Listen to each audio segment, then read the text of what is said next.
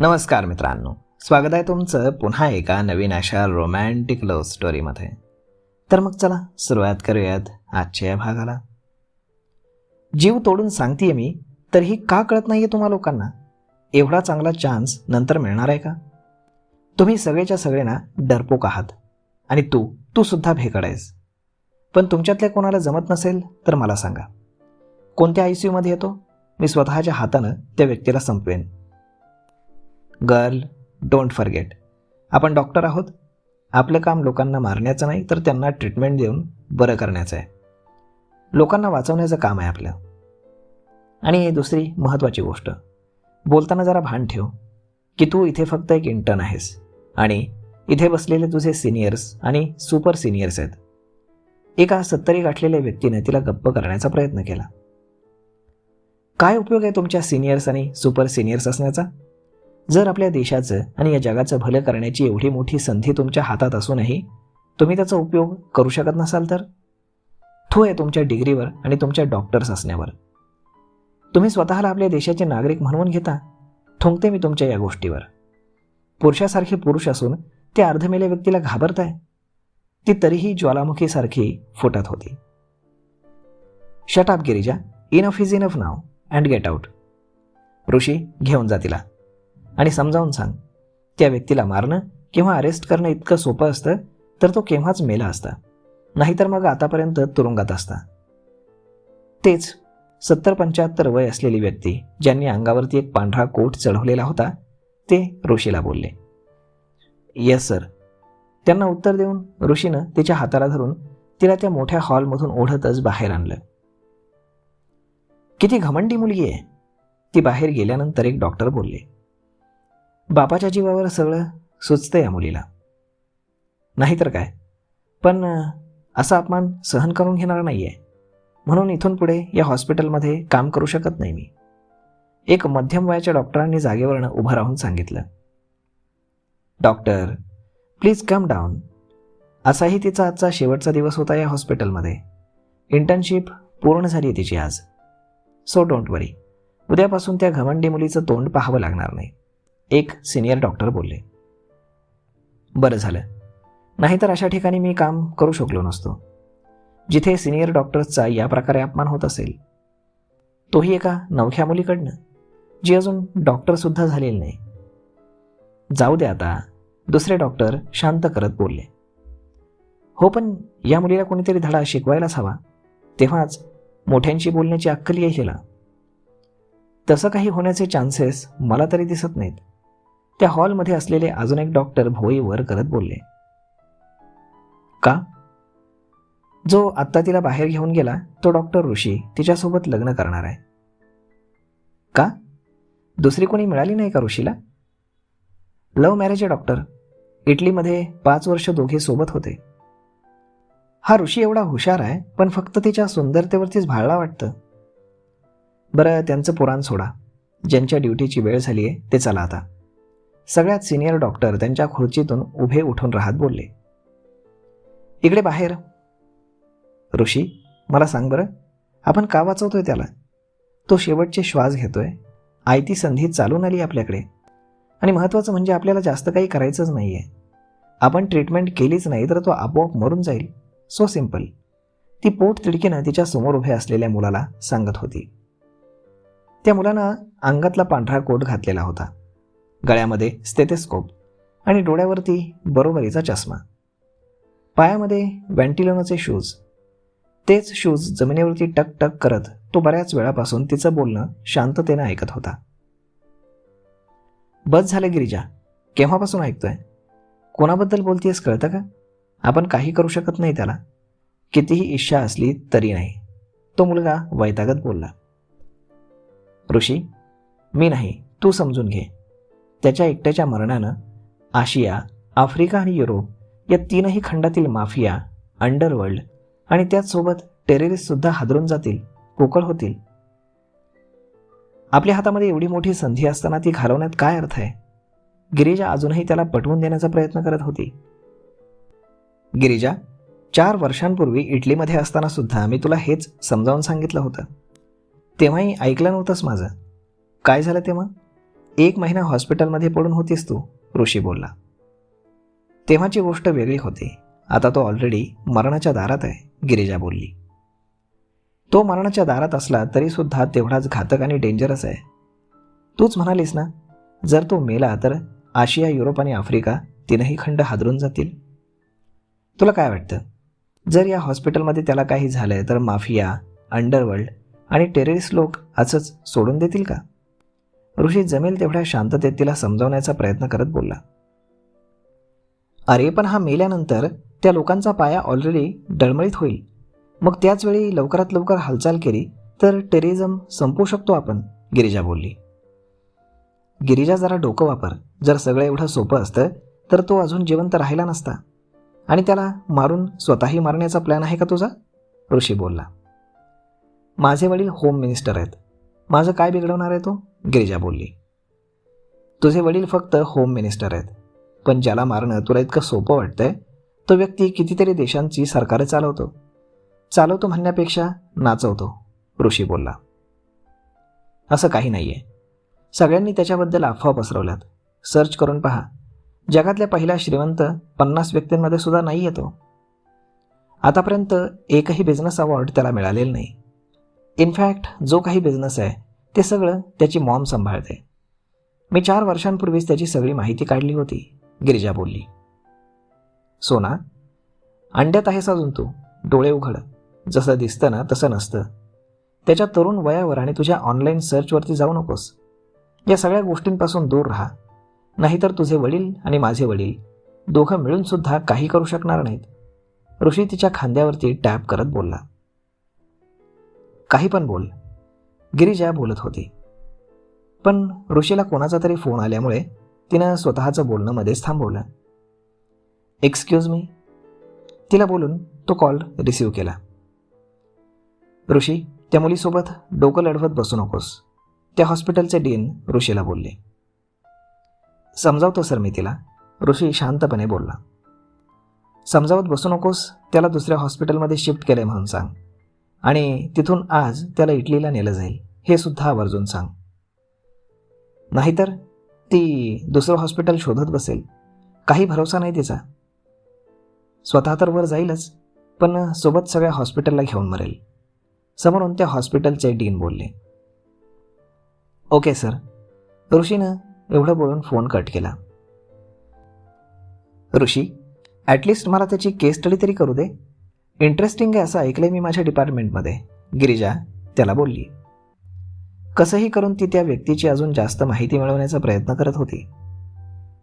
आता त्याचा काही उपयोग नाही, ऋषी नाहीमध्ये मान डोलवत बोलला. का? काय झालं? मेला का तो? बरं झालं एकदाचं, गिरिजा खुश होत बोलली. आधी ऐकून घे. He is not dead eight.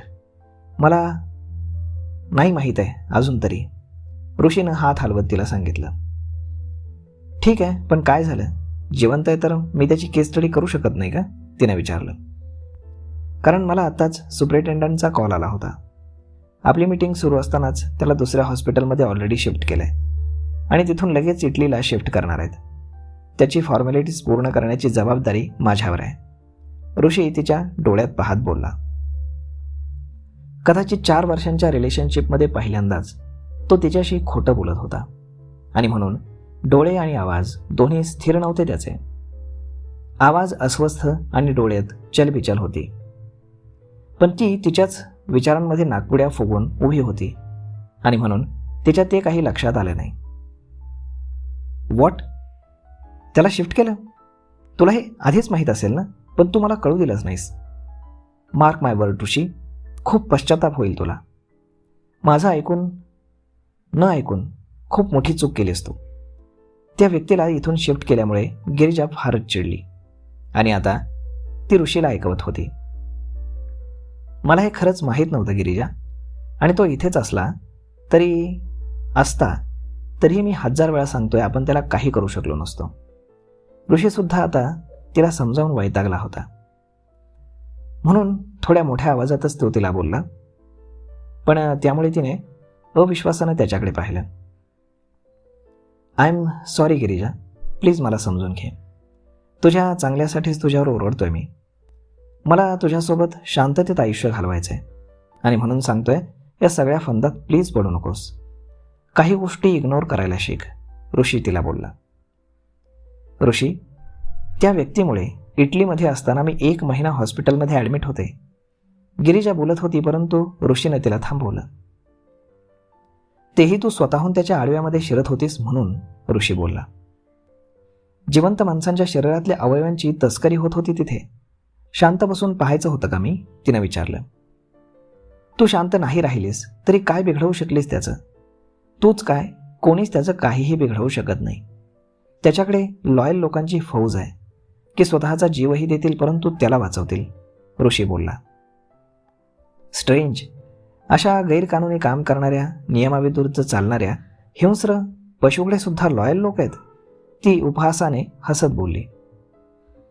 तू आता हा विषय इथेच सोडून देणार आहेस का? तुझं कंप्लिशन लेटर तयार आहे, मी घेऊन ठेवतो, तू घरी जा, ऋषी तिला बोलला. काही गरज नाही, माझं मी घेईल, एवढं बोलून ती तिथून निघून गेली.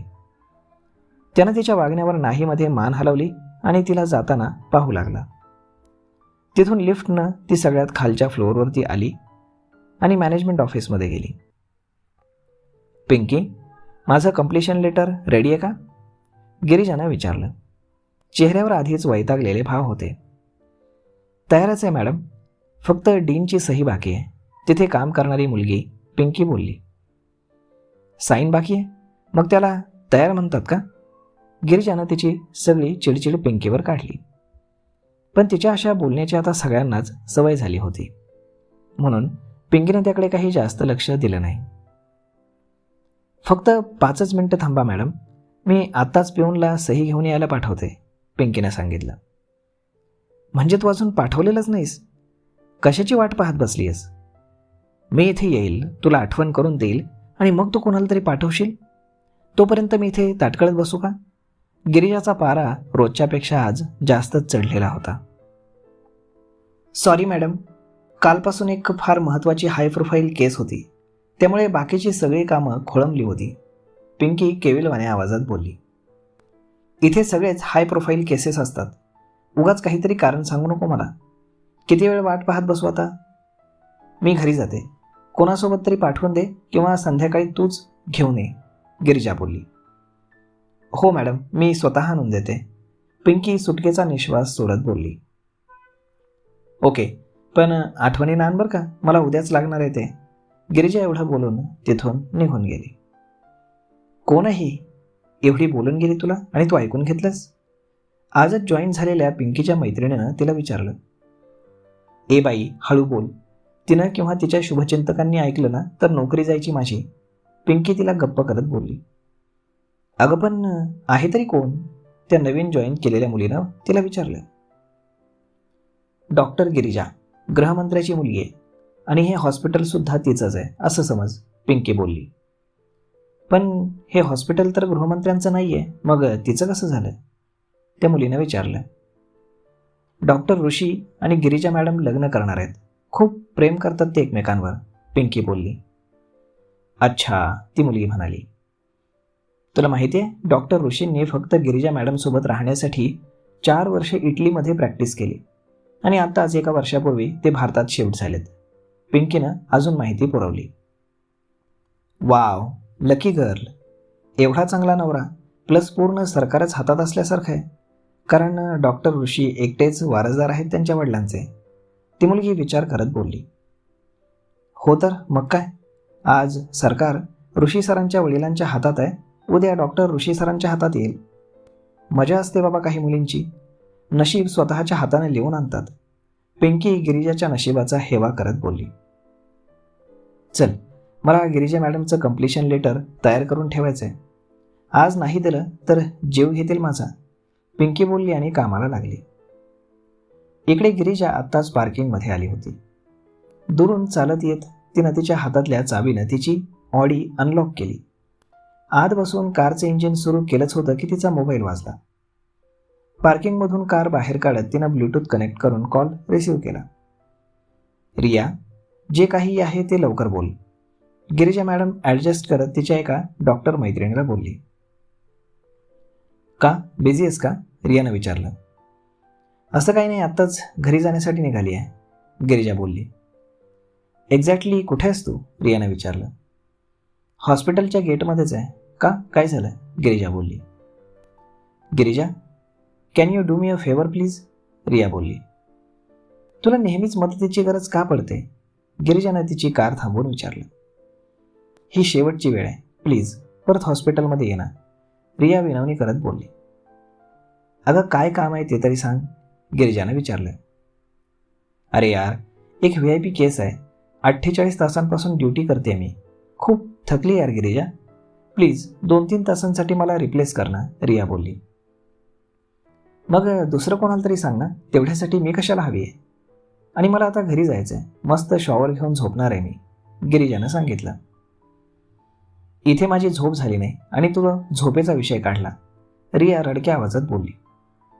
मग नाईट ड्युटी केली मी, आता घरी जाऊन झोपणार नाही तर काय करणार, गिरिजानं उत्तर दिलं.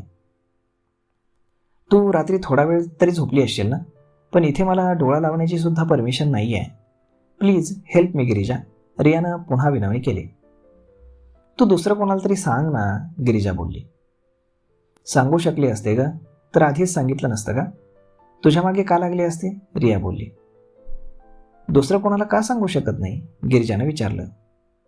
कारण ज्या डॉक्टरांना इटालियन भाषा येते त्यांनीच इथं राहणं कंपल्सरी आहे, आणि आपल्या पूर्ण हॉस्पिटलमध्ये तुला, मला आणि ऋषी सरांना, आपल्या तिघांनाच इटालियन येतं. ऋषी सरांना तर मदत मागू शकत नाही मी, आणि म्हणून तुला फोन केला. आता प्लीज लवकर ये ना, रिया बोलली. पण इटालियन येण्याचा काय संबंध आहे, गिरिजानं विचारलं. तू आधी वर तर ये ग, रिया वैतागत बोलली. फाईन. शेवटी गिरिजाचा नाईलाज झाला आणि तिनं पुन्हा तिची कार पार्किंगकडे वळवली. 32nd फ्लोअरला ये आणि तुझं आय कार्ड सोबत ठेव, रिया बोलली. पण रिया, माझं कम्प्लिशन झालंय आज, मी तुला कसं रिप्लेस करू शकते, गिरिजाच्या लक्षात आलं म्हणून तिनं रियाला सांगितलं. ते मला माहीत आहे, पण अजून प्रोसेस कंप्लीट झाली नसेल, कारण डीनची सही कशी होणार, ते तर कालपासून इथे वेगळ्याच कामात बिझी आहेत, म्हणजे ऑफिशियली तू अजूनही ड्युटी करू शकतेस, रिया बोलली. ओके वेट, येते मी, गिरिजाने एवढं बोलून फोन कट केला. इकडे गिरिजा लिफ्ट घेऊन 32nd फ्लोअरला पोहोचली. लिफ्टमधून बाहेर येताच त्या फ्लोअरला हायली सिक्युअर्ड केलेलं होतं हे तिला जाणवलं, कारण जागोजागी गार्ड्स तैनात केलेले दिसले. त्यांच्या हातात गन आणि डोळ्यावरती गॉगल्स होते. सगळ्यांच्या अंगावर एकाच काळ्या प्रकारचे ब्लेझर होते. मॅडम, आय कार्ड, सिक्युरिटीमधल्या एका व्यक्तीने गिरिजाला तिचं आय कार्ड मागितलं. मग तिने जीन्सच्या खिशात असलेलं कार्ड त्या व्यक्तीच्या हातात दिलं. गिरिजाकडून ते कार्ड घेऊन त्या माणसाने एका मशीनमध्ये इन्सर्ट केलं आणि आता त्याच्या हातात असलेल्या टॅबवरती गिरिजाची संपूर्ण माहिती त्याला दिसू लागली. ती नक्की याच हॉस्पिटलमध्ये काम करते हे त्या व्यक्तीनं कन्फर्म केलं आणि मग तिला पुढे जाऊ दिलं. गिरिजासाठी हे सगळं नवीन नव्हतं. त्या हॉस्पिटलमध्ये असे बरेच VVIP पेशंट्स नेहमी ॲडमिट असायचे, ज्यांच्यासाठी सिक्युरिटी अगदी 24 तास तैनात केली जायची. हॉस्पिटलची सिक्युरिटी टीम तिला ओळखत होती, परंतु ॲडमिट केलेल्या व्यक्तीचे पर्सनल बॉडीगार्डसुद्धा तिथे असायचे.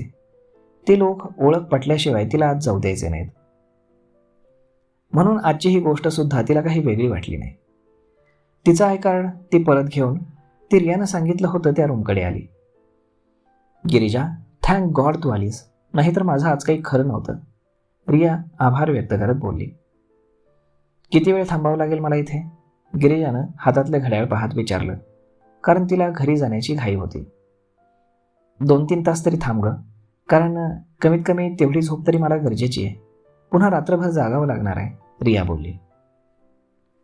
ओके जा, 3 तास थांबेल मी, त्यानंतर 1 मिनिटही नाही, गिरिजानं तिचा निर्णय सांगितला. ओके बाबा, रिया एवढं बोलून दाराकडे गेली. अजून एक सांगायचं राहिलं, रिया परत येऊन गिरिजाला बोलली. आता काय, गिरिजानं विचारलं. जर तू इथे असताना पेशंटला शुद्ध आली ना, तर लगेच डॉक्टरांना कळवायचं, आणि डॉक्टर येईपर्यंत त्या व्यक्तीनं काही विचारलं तर कुठल्याही प्रश्नाला निगेटिव्ह उत्तर द्यायचं नाही, आणि सगळ्यात महत्त्वाचं म्हणजे पेशंटच्या डोक्यावरती ताण पडेल असं काही बोलू नकोस. त्यांना जमेल तेवढं शांत ठेवण्याचा प्रयत्न कर. खूप कॉम्प्लिकेटेड केस आहे, मेंदूचं ऑपरेशन झालंय, सो टेक केअर. रियानं काळजीपूर्वक सगळे इन्स्ट्रक्शन्स गिरिजाला सांगितले. अरे यार, माहीत आहे मला, शुद्ध आली तर मी त्यांना शांत ठेवण्याचा प्रयत्न करेल, डोंट वरी. गिरिजानं रियाला आश्वस्त केलं. ओके, एवढं बोलून रिया निघून गेली. आता त्या रूममध्ये असलेल्या पेशंटसोबत फक्त गिरिजा होती. तिनं रूमचं निरीक्षण केलं तर 4ही कोपऱ्यात कॅमेरे लावलेले दिसले. मग तिनं पेशंटकडे पाहिलं. त्याचं डोकं आणि चेहरा पूर्ण पांढऱ्या पट्ट्यांनी झाकलेला होता. फक्त डोळे आणि नाक आणि तोंड एवढंच दिसत होतं. पायांना आणि छातीच्या हाडांना सुद्धा फ्रॅक्चर झालेलं दिसत होतं. तिने एक मोठा श्वास घेतला आणि तिथेच असलेल्या सोफ्यावरती जाऊन बसली. साधारण 1-1.5 तासानं त्याच्या डोळ्यांच्या पापण्या बंद होत्या, परंतु आतली बुबळं मात्र हालत होती. हळूहळू त्याच्या पापण्यासुद्धा उघडू लागल्या. त्यानं आजूबाजूला पाहण्याचा प्रयत्न केला तर सुरुवातीला सगळं अंधूक त्याला दिसू लागलं. पण काही सेकंदातच त्याची नजर नेहमीप्रमाणे तीक्ष्ण झाली. शरीराचं नखसुद्धा न हलवता त्यानं त्या रूमचं बारकाईनं निरीक्षण केलं. तेव्हाच सोफ्यावर बसलेली एक मुलगी त्याला दिसली. गाढ झोपेत होती ती. चेहऱ्यावरनं थकलेली वाटत होती. झोपलेली असूनही तिच्या डोळ्यावरची सूज त्याला दिसली. तिचं सुद्धा अतिशय बारकाईनं निरीक्षण त्यानं केलं. सगळे केस वर घेऊन एका क्लचरमध्ये अडकवलेले होते तिनं. अंगावरती स्पीड जीन्स आणि काळ्या रंगाचे शॉर्ट टॉप होते. एका हातात घड्याळ होतं आणि तोच हात तिनं फोल्ड करून डोक्याखाली ठेवला होता. तिची बॉडी अगदी वेल मेंटेन वाटली त्याला. झोपेत असूनही पायावर पाय ठेवून अगदी व्यवस्थित बसली होती ती. तो तिचं निरीक्षण करतच होता की अचानक तिला जाग आली. तिनं त्याच्याकडे पाहिलं. त्याला शुद्ध आली हे पाहून ती लगेच जागेवरून उठून त्याच्याकडे गेली. सीमेला मागिलो. ती जवळ गेल्यानंतर तिनं काही बोलण्याच्या आधीच त्यानं त्याची तीक्ष्ण नजर डोळ्यात रोखून तिला इटालियन भाषेत काहीतरी विचारलं. व्हॉट? ती आश्चर्यकारक नजरेनं त्याच्याकडे पाहत बोलली. तो जे म्हणाला ते तिला कळलं नसेल अशातला भाग नव्हता. इटालियन चांगलं जमत होतं तिला. शेवटी 4 वर्षे इटलीमध्ये तिनं काढले होते, मग समजणार कसं नाही. पण कदाचित तिनं व्यवस्थित ऐकलं नसेल म्हणून त्यानं पुन्हा विचारलं, आर यू माय वाईफ? तिचा ब्लॅक चेहरा पाहून त्यानं पुन्हा तोच प्रश्न इंग्लिशमध्ये विचारला. रियानं दिलेले इन्स्ट्रक्शन्स गिरिजाच्या लक्षात होते. तिला माहीत होतं की या पेशंटच्या मेंदूवरती ताण पडेल असं काही बोलायचं नाही आणि निगेटिव्हमध्ये उत्तर द्यायचं नाही. म्हणून तिनं पॉझिटिव्हली उत्तर दिलं. येस. तिनं हो मध्ये उत्तर दिलं आणि इथेच तिची सगळ्यात मोठी चूक झाली. तर मग मित्रांनो, तुम्हाला काय वाटतं? असं काय झालं असेल आणि कोण आहे हा माणूस आणि पुढे काय घडणार आहे? पाहूयात पुढच्या भागांमध्ये. तोपर्यंत ही लव्ह स्टोरी तुम्हाला कशी वाटते हे तुम्ही आम्हाला कमेंट करून नक्कीच सांगा. आणि जर आवडत असेल तर आपल्या जवळच्या मित्रमंडळींसोबत देखील हा व्हिडिओ तुम्ही शेअर करायला विसरू नका. धन्यवाद.